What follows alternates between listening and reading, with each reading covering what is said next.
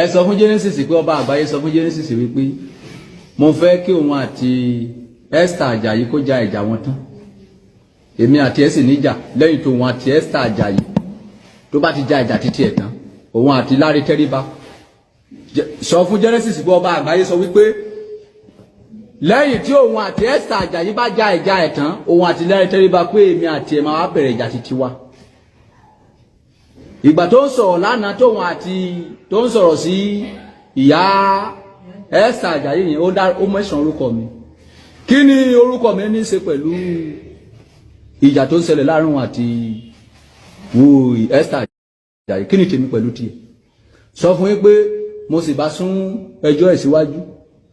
Lẹ́yìn tí òun àti Esther Ajayi bá parí ìjà wọn, èmi àti Esther máa fa sùúrùtù máa béèrè lọ́wọ́ ẹ̀ wípé so ìwọ sọ fẹ́ mi wípé tí wọ́n bá bẹ̀rẹ̀ títí ẹ̀ tí ẹ máa burú ju ọba Solomon lọ. That means wípé ẹ̀ hànà lèmi àbí?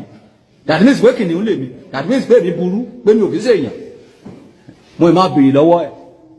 Ẹ sọ fún Genesis pé ọba àgbáyé sọ fún Genesis wípé mo fẹ́ kí òun àti Esther Ajayi kó ja ìjà wọn tán èmi àti ẹ sì níjà lẹ́yìn tó òun àti Esther Ajayi tó bá ti ja ìjà títí ẹ̀ tán òun àti Láre Tẹ́ríba sọ fún Genesis pé